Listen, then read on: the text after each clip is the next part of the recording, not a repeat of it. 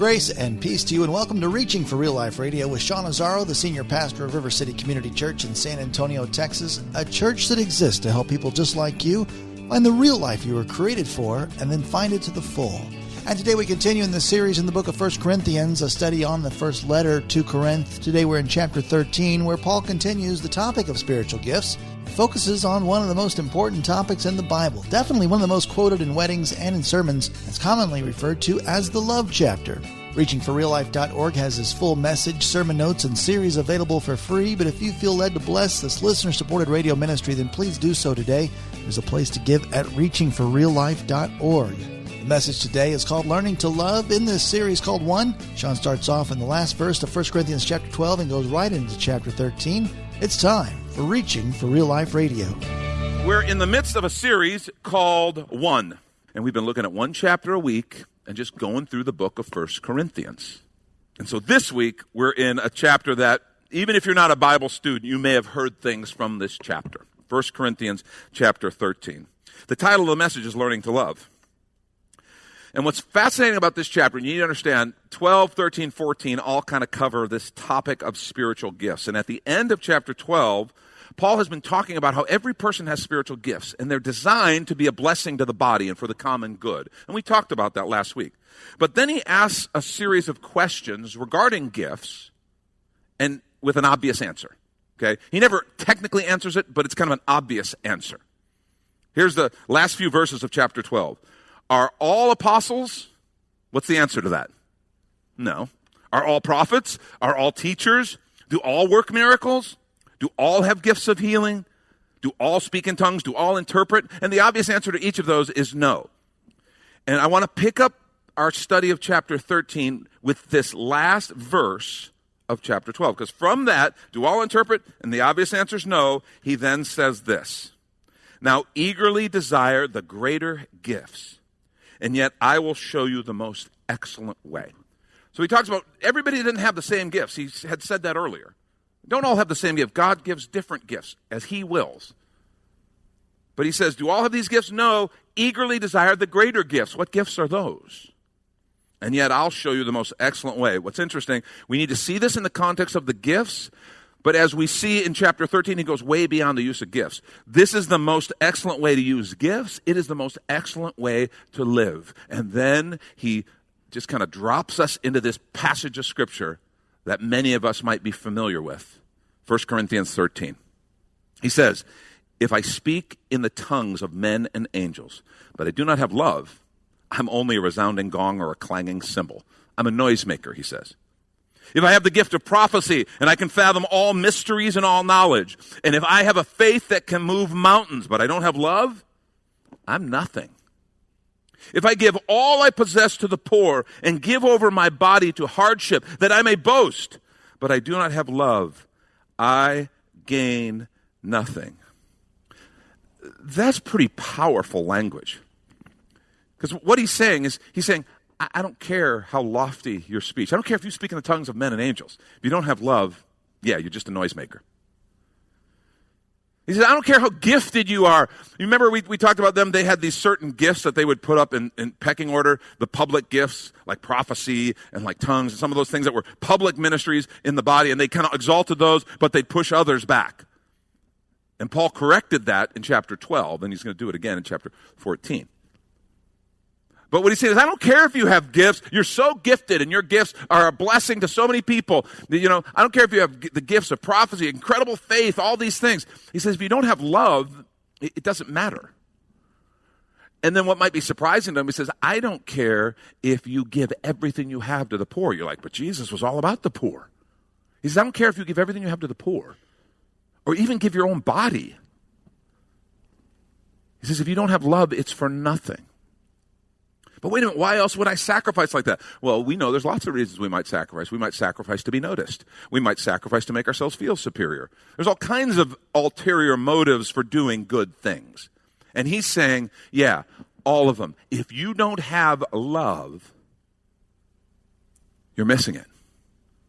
You're missing it. He says, without it, I'm nothing. He goes on into verse 4. And he begins to tell us what love is like. He begins to describe the things that love does. He says, love is patient. Love is kind. It does not envy. Doesn't boast. It's not proud. Does not dishonor others. It's not self-seeking. It's not easily angered. It keeps no records of wrong. Love isn't a scorekeeper. Love does not delight in evil, but rejoices with the truth. It always protects, always trusts, always hopes, always perseveres. Always. And so he unpacks what love is like. And I remember years ago I heard a teacher help you apply those few verses we just read about love is patient, love is kind, love is, and all those things. Help you apply that. He says, here's a way you can kind of really bring that home. He says, replace the word love with your name and see how far you get. Okay? So instead of the word love, put your name there and see how far you get. So I'll do it. Sean is patient there. I'm out. I'm tapping. I'm out. Not that I don't think patience is good, not that I don't want to be patient, but the fact is there's too many times when I'm not patient. Yesterday, you're like, what about this morning? I saw you in the foyer, you weren't very patient. Stop it, okay? You tell your story when you want, okay? This is my time. Yesterday, we're in a Whataburger. I run in and I'm getting a couple iced teas for Lori and I. We were driving, so just get a couple iced teas. Okay, there was a long line at the drive-thru, so I went in. Get in, and there they've got one register open, and there's this family in line taking forever to order. I mean, taking forever. And that was one thing, but then there's also a group of employees over there obviously having some little social or something. They're just all standing around. Nobody's social distancing. They're having a great time, and they're just all there. And I'm like, and there's these empty registers. I'm like, I just need to. And so I'm there, and not only is the family taking a long time, then they start, and they're going to do the exact change thing. But they don't have exact change, so they call grandma over. And auntie comes over. And I'm like, for the love of God. And it's the exact change in like pennies. 47, 48, and it's like 98 cents. I guess, exactly. She just said, give him $1. I was about to give him $1 because of love and charity. It's how I roll. But what happens to me is what sometimes happens. Okay? I'm sitting there waiting, and love is patient. Okay, that's why I couldn't, in good conscience, go on. And I start getting a breathing disorder. It's clearly, it's medically.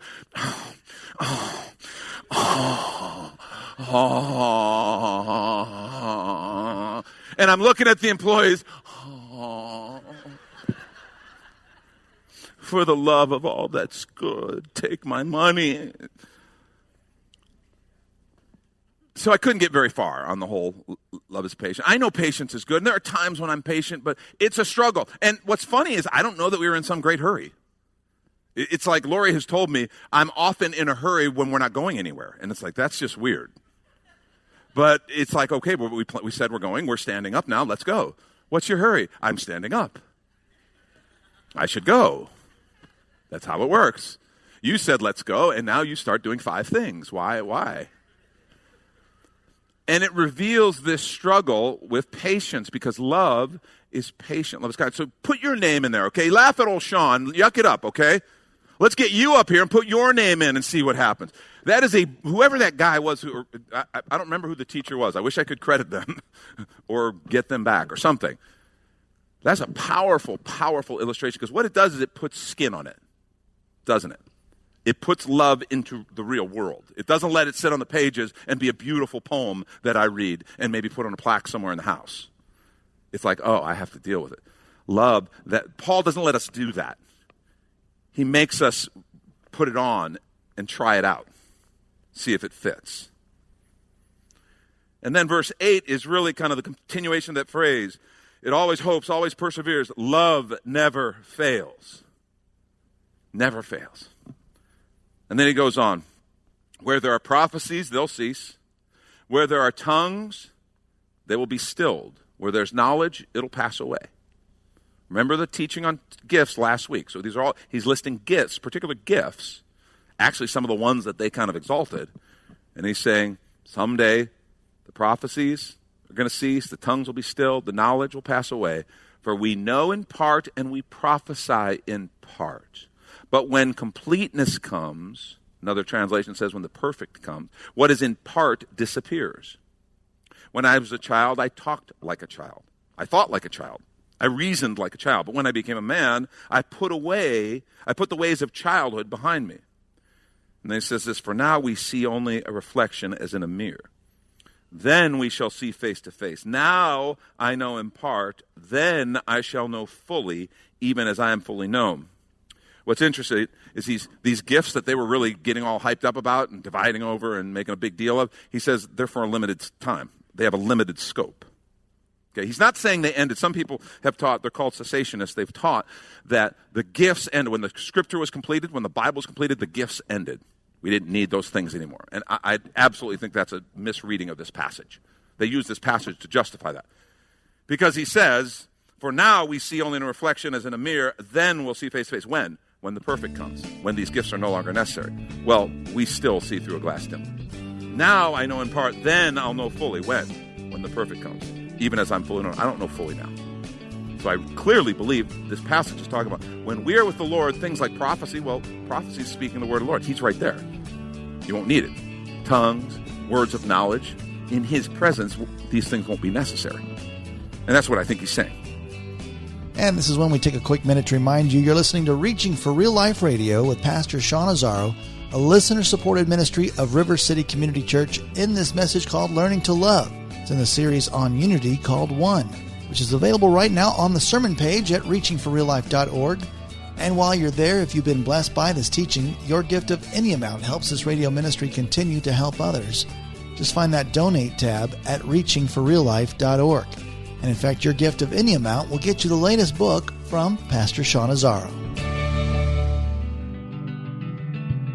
302 Books, a division of Salem Media Group, presents A Pilgrim's Guide to the Spirit-Filled Life, Rediscovering the Gift of the Spirit, authored by Sean Azzaro, pastor of River City Community Church in San Antonio, Texas. Growing up in and around Pentecostal churches, I really learned to appreciate the role of the Spirit in the life of the believer. But I also saw what I considered to be imbalance and excess in some of our churches when it came to how we taught about the infilling. Now available at Amazon.com, Sean Azzaro shares his most requested teaching and radio broadcast series in a devotional form, encouraging you to embrace the Spirit-filled life. I wrote in a devotional style to encourage readers to examine the Scripture with fresh eyes and make room for the Lord to speak about the role of the Spirit in our lives. The goal of the whole book is to simply make you hungry for more of the Spirit. Order your copy of A Pilgrim's Guide to the Spirit-Filled Life by Sean Azzaro today at Amazon or reachingforreallife.org. And now back to the message, Learning to Love. This is Reaching for Real Life Radio.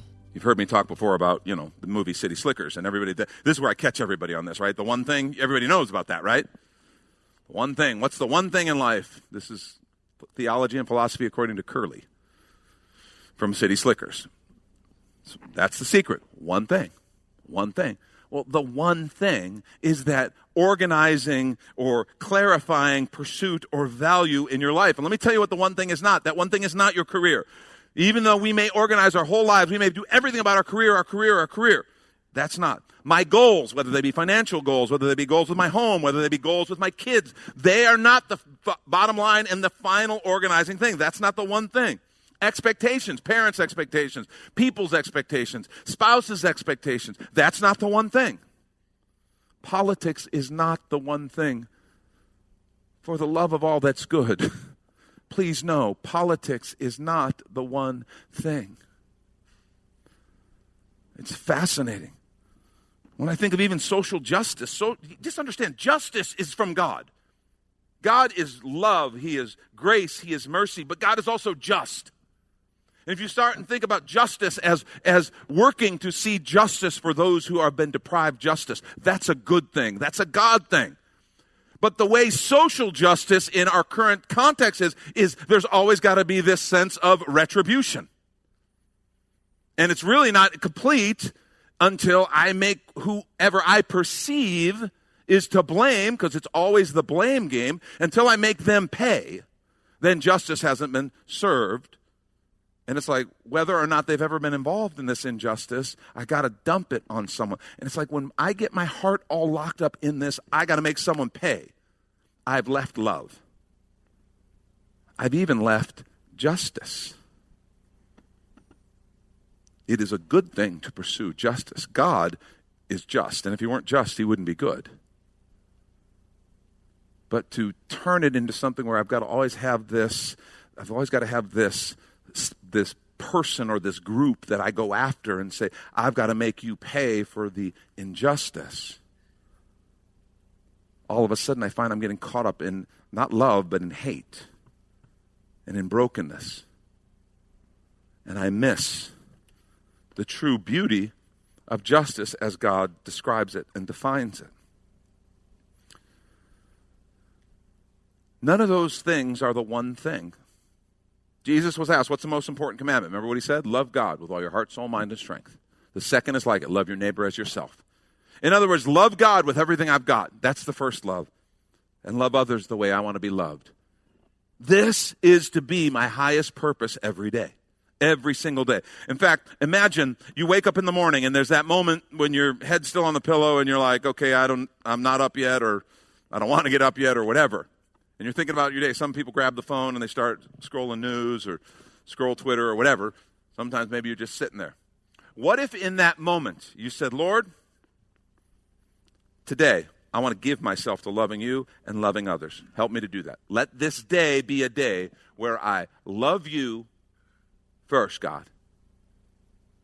I love you. I remember that you're with me all day long. I listen for your voice. I follow the nudge and the call of your Spirit all through the day. And then what if I make a point to love people throughout my day? And then you start thinking through the appointments you have in a day. Ooh, this one's going to be tough. 1 and 2, I'm okay. 3, ooh, I don't know, God.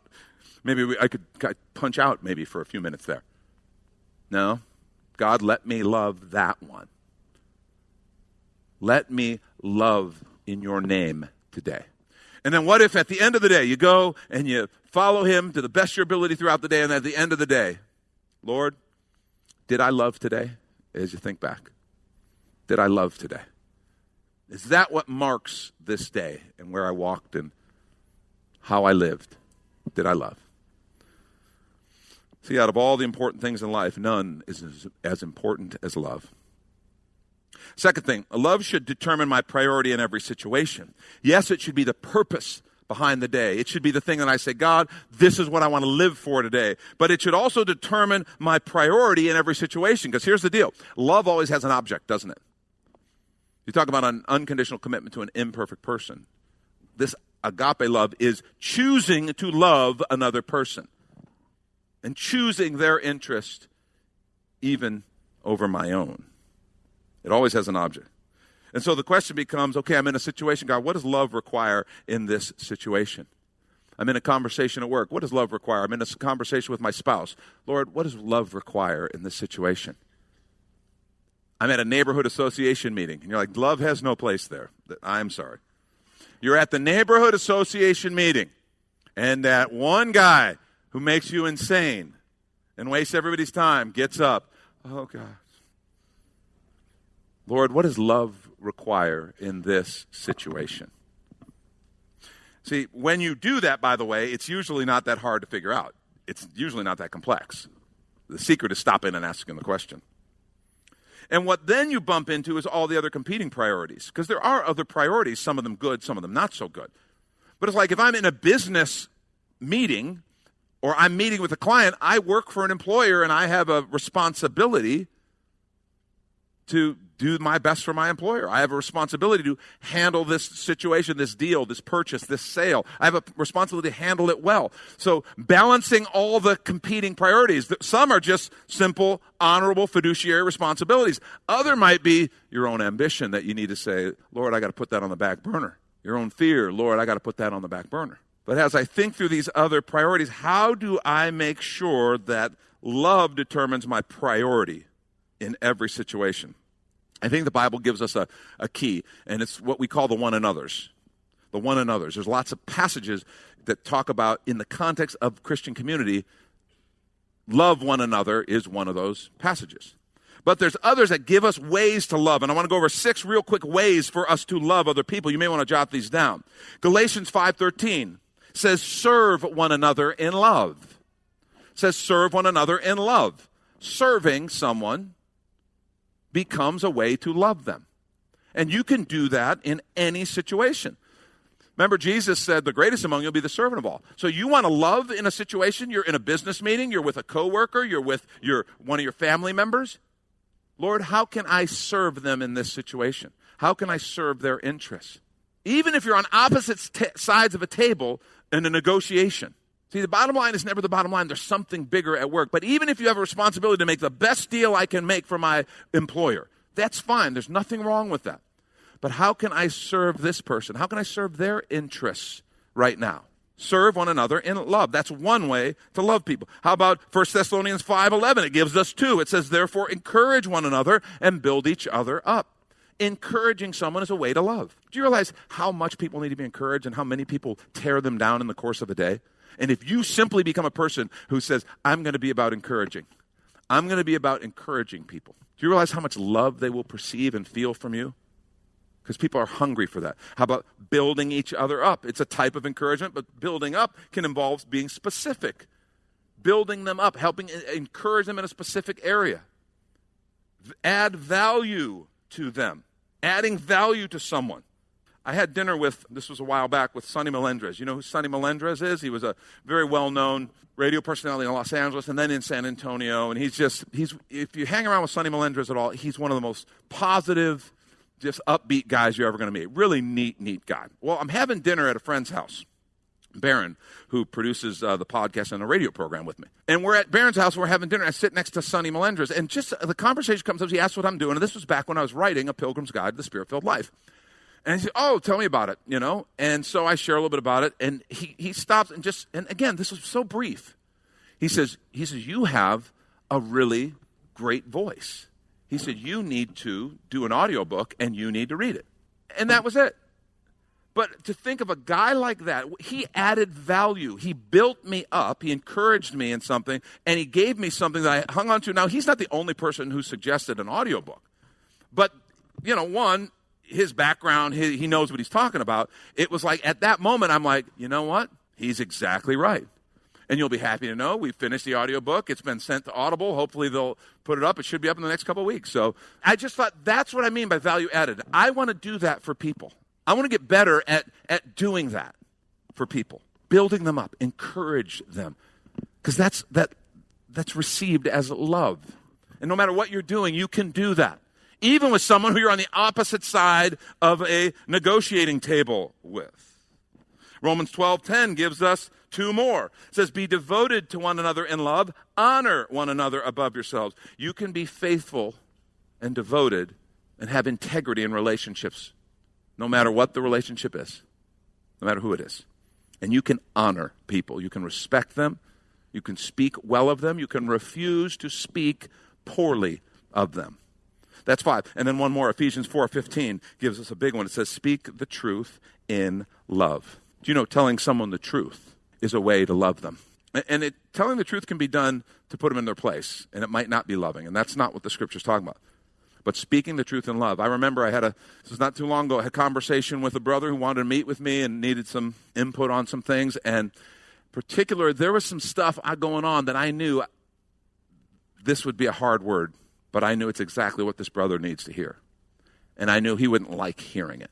And it's one of those things where I don't like giving that kind of word. I don't want to be the guy to go rain on someone's parade or to burst their bubble or whatever. So I prayed about it. I'm like, God, I want to give my best. And that's what I determined to do. And I felt like the Lord said, yep, just be fully present and give your best. And so that's what I did. And I listened to him, and I tried to encourage, tried to talk about through some things. And then when the appropriate moment came, I had to speak the truth on some things that I knew were difficult, but it needed to be said. And I don't think he loved it, but he received it. And I think he received it because he knew I cared about him. And it wasn't like I want to put somebody in their place or I want to put you down and in a perverse way put myself up. Because there's all kinds of ways we can pretend to speak the truth in love when we're just trying to beat down on somebody. As opposed to speaking the truth in love because I love them and I want to see the best for them. And it would have been way easier for me just to give an encouraging word and not say anything about the hard stuff. Let someone else do that. But sometimes the best thing you can do is speak the truth in love. And those are all ways to love someone in the course of life, work, family, all of it. But that leads us and drops us in one of the hardest ones. And I want you to, this is number 3, but be ready for this. Love should guide the tone of every conversation. That's Pastor Sean Azzaro. You've been listening to Reaching for Real Life Radio. If you'd like to hear this full message in the series called One, it's available right now on demand at reachingforreallife.org. And we'd also love to hear from you on our Contact Us page, or even better, your financial gift helps this radio ministry continue. Find the Donate tab at reachingforreallife.org. But of course, you're invited to visit and join us at River City Community Church, located on Lookout Road right behind Retama Park, right next to the Real Life Amphitheater. If you'd like to call the church, the number is 210-490-5262. As Reaching for Real Life Radio is a service of River City Community Church, we hope you join us again next time as you travel the road to real life.